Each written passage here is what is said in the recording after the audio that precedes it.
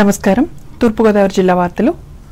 Electronic వస్తువుల వినియోగం వల్ల అనేక అనర్థాలు ఏర్పడే అవకాశం ఉందని రాష్ట్ర పర్యాటక సాంస్కృతిక సినిమాటోగ్రఫీ శాఖ మంత్రి కందుల దుర్గేష్ స్పష్టం చేశారు. తూర్పుగోదావరి జిల్లా నిడదవోలు నియోజకవర్గం ఉండ్రాజవరం మండలం కాల్దరి గ్రామంలో శనివారం జరిగిన స్వర్ణాంధ్ర స్వచ్ఛాంధ్ర కార్యక్రమంలో ఆయన ముఖ్య అతిథిగా పాల్గొని మాట్లాడారు.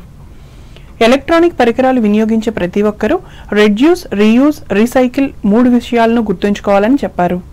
ప్రజలందరూ మున్సిపల్ గ్రామ పంచాయతీల ఆధ్వర్యంలో ఏర్పాటు చేసిన ఈ వేస్ట్ ను సేకరణ కియోస్కోలకు అందజేయాలన్నారు. అలాగే ప్రజలందరూ స్వర్ణాంధ్ర స్వచ్ఛాంధ్ర కార్యక్రమంలో భాగస్వాములు కావాలని పిలుపునిచ్చారు. అభివృద్ధి కార్యక్రమాలు ఒక పక్కన, వాటితో పాటు ఆయన ఆలోచిస్తున్న విషయం రాష్ట్రాన్ని కాలుష్యరహితమైనటువంటి రాష్ట్రంగా తయారు చేయాలని, ముఖ్యంగా ఇక్కడ గ్రామాల్లో గాని పట్టణాల్లో గాని ఉన్నటువంటి ప్రజానీకం ఆరోగ్యంగా ఉండడానికి ఏం చేయాలనేటువంటి ఆలోచన చేసి ఇవాళ మీ అందరికీ తెలుసు స్వచ్ఛ ఆంధ్రప్రదేశ్, స్వర్ణాంధ్రప్రదేశ్ అంటే 2047 వచ్చే నాటికి ఆంధ్రప్రదేశ్ రాష్ట్రం స్వచ్ఛమైనటువంటి రాష్ట్రంగా, అంటే పరిశుభ్రమైనటువంటి రాష్ట్రంగా ఉండాలి. దాని ద్వారా స్వర్ణాంధ్రప్రదేశ్ ను మనం సాధించుకోవాలనేటువంటి మాటతోటి జనవరి నుంచి కూడా ప్రతి నెల ఒక్కొక్క అంశాన్ని తీసుకుని కార్యక్రమాలు నిర్వహిస్తున్న విషయం మీ అందరికీ తెలుసు. ఈ ప్లాస్టిక్, ఈ వ్యర్థ పదార్థాలతో పాటు అంటే ఇక్కడ రాశారు కదా, ఏదో అనుకుంటాం మనం, ఎలక్ట్రానిక్ వేస్ట్. ఈ కార్యక్రమంలో రాష్ట్ర పౌల్ట్రీ ఫెడరేషన్ అధ్యక్షులు Komatlapalli Venkata Subbarao, incharge MPDO K Anjaneya Sharma, తహసీల్దార్ పిఎన్డివి ప్రసాద్, సర్పంచ్ సిహెచ్ కుమారీలు పాల్గొన్నారు.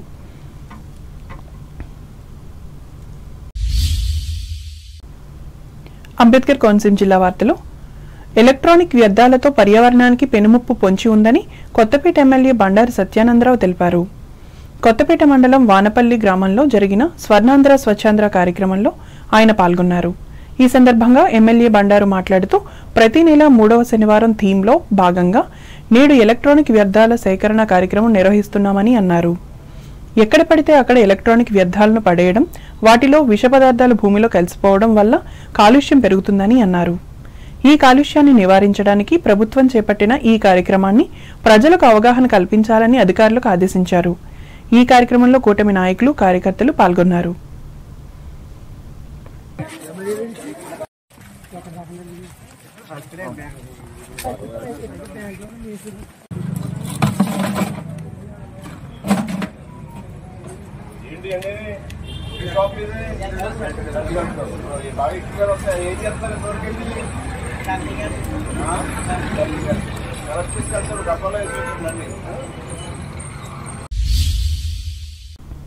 వ్యవసాయ, ఉద్యాన రంగాలలో డ్రోన్ టెక్నాలజీని అవలంబించడం వల్ల శ్రమ, ఖర్చును 70% వరకు తగ్గించవచ్చునని అంబేద్కర్ కోనసీమ జిల్లా కలెక్టర్ ఆర్ మహేష్ కుమార్ తెలిపారు.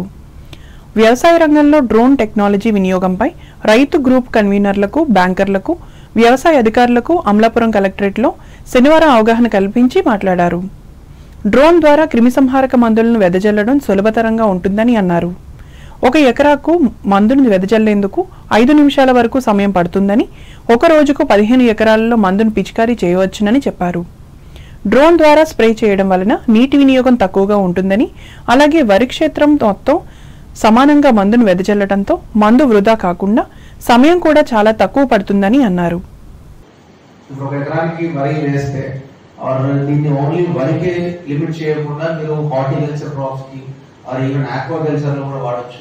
సో ఇలా డిఫరెంట్ మా దగ్గర ఎక్కడైతే యాక్టివిటీస్ ఉన్నాయో అన్నింటిలో వాడుకోవచ్చు. సో ఇందులో వాడితే మీకు ఎంత మిగులుతుంది? సో జనరల్ గా మనకి మాక్సిమం అమౌంట్ ఆఫ్ ఎక్స్పెండిచర్ దేనికి ఉంటుంది? లేబర్ ఉంటుంది. సో దీన్ని యూజ్ చేస్తే మనకి లేబర్ యొక్క కాస్ట్ ఆల్మోస్ట్ 70% తగ్గుతుంది. సో ఇప్పుడు దీంట్లో మీరు పెస్టిసైడ్స్ కావచ్చు, ఇంకేదైనా స్ప్రేయింగ్ కోసం కావచ్చు, ఎక్స్వైజ్ దేనికోసం అయినా కూడా సర్వేయింగ్ కోసం కావచ్చు, ఇవన్నీ యూజ్ చేసుకోవడానికి మీరు ఓకే. సో అట్లీస్ట్ 35-40 టార్గెట్ ఇచ్చారని చెప్తున్నారు. So I think me first analysis చేసుకోండి. ఫినాన్షియల్ గా హ్యాండిల్ చేయగలిగితే అంత స్మూత్ అయిపోతుంది. So with in span of మనకి ఇప్పుడు ఆల్రెడీ గైడ్ లైన్స్ వచ్చాయి మనకి. సో విత్ ఇన్ 15-20 days లో ఈ procurement process, concern drone companies వాళ్ళతో ట్రైనింగ్స్ అండ్ వాళ్ళతో మీకు సర్టిఫికేషన్ ఇదంతా కూడా నెక్స్ట్ మంత్ అయిపోవాలి. సో అట్లీస్ట్ కమింగ్ మనకి లైసెన్స్ ఇస్తారు.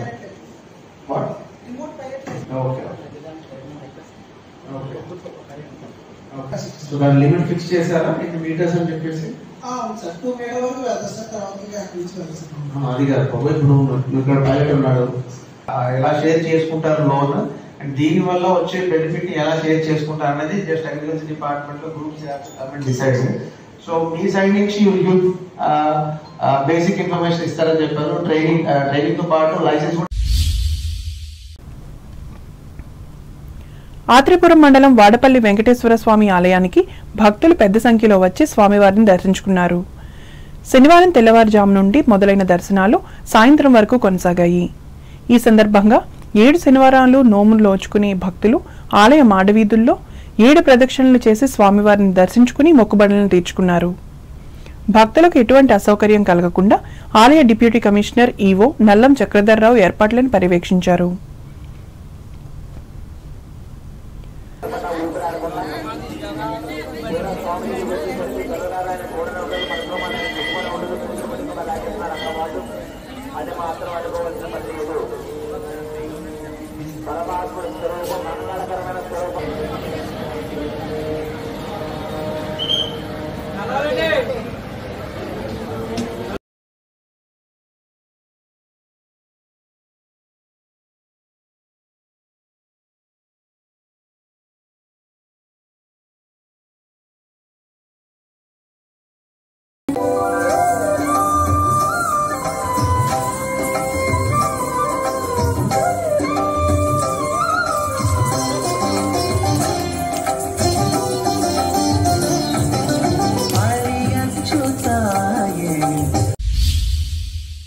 పర్యావరణానికి ముప్పు కలిగించే ఎలక్ట్రానిక్ వ్యర్థాలను నిర్మూలించేందుకు ప్రజలంతా కలిసి రావాలని అమలాపురం శాసనసభ్యులు ఐతాబత్తుల ఆనందరావు అన్నారు. అమలాపురం పురపాలక సంఘం ఆధ్వర్యంలో పట్టణంలోని గడియార స్తంభం సెంటర్ వద్ద ఎలక్ట్రానిక్ వ్యర్థాల నిర్వహణ ఇతివృత్తంతో శనివారం చేపట్టిన స్వర్ణాంధ్ర స్వచ్ఛాంధ్ర అవగాహన కార్యక్రమంలో ఎమ్మెల్యే పాల్గొని మాట్లాడారు. స్వర్ణాంధ్రగా ఆంధ్ర రాష్ట్రాన్ని తీర్చిదిద్దడం కోసం ముఖ్యమంత్రి నారా చంద్రబాబు నాయుడు సంకల్పించారని చెప్పారు. ఈ నేపథ్యంలో ప్రతి నెల 3వ శనివారం థీమ్లో భాగంగా ఎలక్ట్రానిక్ వ్యర్థాల సేకరణ నిర్వహిస్తున్నామని అన్నారు. ఎక్కడ పడితే అక్కడ ఎలక్ట్రానిక్ వ్యర్థాలను పడేయడం, వాటిలో విష పదార్థాలు భూమిలో కలిసిపోవడం వల్ల కాలుష్యం పెరుగుతుందని అన్నారు. దీనిని నివారించడానికి ప్రభుత్వం చేపట్టిన ఈ కార్యక్రమాన్ని ప్రజలకు అవగాహన కల్పించాలని అధికారులకు ఆదేశించారు. సత్యబాబు గారికి సమావేశంలో పాల్గొన్న వేస్ట్ని సేకరించి ఒక సైంటిఫిక్ పద్ధతిలో ప్రాసెస్ చేసి దీన్ని నివారించడానికి ఈ కార్యక్రమాన్ని మనం చైతన్యం తీసుకున్నాం. అలాగే ఆర్డీఓ గారు చెప్పినట్టుగా ఎలక్ట్రానిక్ వస్తువులు ఇంట్లో ఆ మూలని ఈ మూలని దాస్తూ ఉంటారు, అది ఎప్పటికీ పడేయకూడదన్నట్టుగా ఉంటారు. అలా కాకుండా ఎలక్ట్రానిక్ వస్తువు ఒక్కసారి పాడైందంటే అది మళ్ళీ ఉపయోగపడదు. ఇక్కడ ఖచ్చితంగా మనందరము ఇక్కడ ఎవరైతే మనందరము పాల్గొన్నామో మనందరము ప్రజల్లో చైతన్యం తీసుకురావాలి ఎలక్ట్రానిక్ వేస్ట్ని. ఈ కార్యక్రమంలో అమలాపురం ఆర్డీఓ కె మాధవి, శాసన మండలి సభ్యులు కె సూర్యనారాయణరావు, అముడా చైర్మన్ అల్లాడి స్వామినాయుడు, మున్సిపల్ కమిషనర్ కేవీఆర్ రాజులు పాల్గొన్నారు.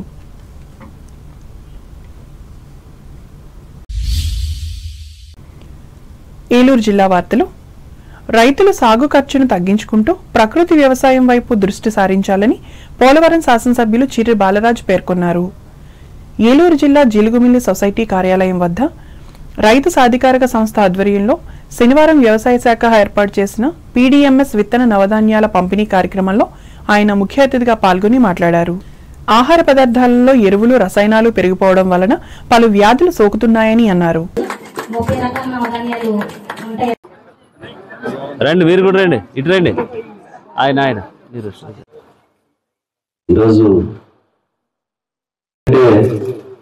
ఈరోజు ప్రతి ఒక్కరు కూడా ఈ ప్రకృతి వ్యవసాయాన్ని చేయాలి. గతంలో ఇదైతే మా చిన్నతనంలో మా పెద్దలు చాలా స్ట్రాంగ్గా ఉండేవాళ్ళు. ఈ కాలంలో పిల్లలు చాలా డెలికేట్గా ఉంటున్నారు. 1 కిలోమీటర్ పరిగెత్తలేరు, పరిగెత్తితే ఆయాసం. అలాగే అప్పట్లో మాకు ఉండేటువంటి పెద్దలు సుమారు 90-100 సంవత్సరాలు కూడా చాలా స్ట్రాంగ్ గా ఎంత దూరమైనా. ఇప్పుడు కూడా మా పరిగెలపాడు విలేజ్ లో ఒక పెద్ద ఆయన ఉన్నాడు, రోజు బరింగ్లపురం నుంచి జీలిమిల్లి వేసి వస్తారు. మనం కనీసం 1 కిలోమీటర్ కూడా నడవలేదు. ఎందుకంటే ఇప్పుడున్నటువంటి వ్యవసాయానికి ఎరువులు అలాగే రసాయనికాలు వాడి అవి మనం తిని మనలో ఉండేటువంటి ఇమ్యూనిటీ పవర్ అంతా కూడా తగ్గిపోయేటువంటి పరిస్థితి. అప్పుడు ప్రకృతి వ్యవసాయం చేస్తే ఇది ఆవుకు సంబంధించిన. ఈ కార్యక్రమంలో జనసేన జిల్లా కార్యదర్శి గడ్డమనుగు రవికుమార్, బీజేపీ జిల్లా నాయకులు చాట్రాయి ప్రసాద్తో పాటు కూటమి పార్టీల నాయకులు పాల్గొన్నారు.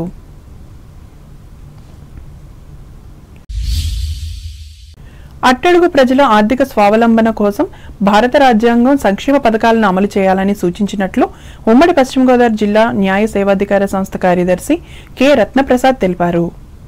ఏలూరు జిల్లా కోర్టులో ఈ సంస్థ ఆధ్వర్యంలో రెవెన్యూ సంబంధిత శాఖల అధికారులతో దీనిపై శనివారం ఆయన వర్క్షాప్ నిర్వహించి మాట్లాడారు.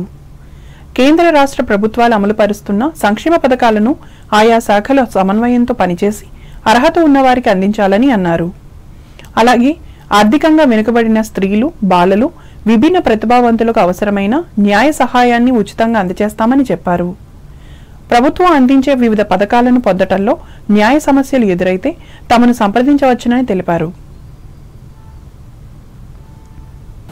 లీగల్ అండ్ సోషల్ ఎంపవర్మెంట్ గురించి ఆ స్కీమ్ సంబంధించి డౌన్ ట్రాడన్కి అదేవిధంగా అన్ప్రివిలేజ్డ్ పీపుల్కి ఏ విధంగా అందుతున్నాయి అనే విషయం చర్చాగోష్ఠిలాగా వర్క్షాప్ బేస్డ్గా ఇవాళ నిర్వహించడం జరిగిందండి.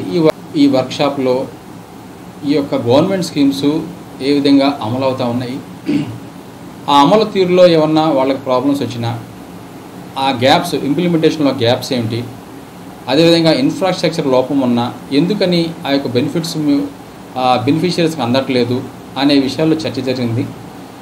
వాళ్ళందరినీ కూడా ఇన్పుట్స్ వెళ్ళిన తర్వాత నోట్ చేసి పంపించడం జరిగింది.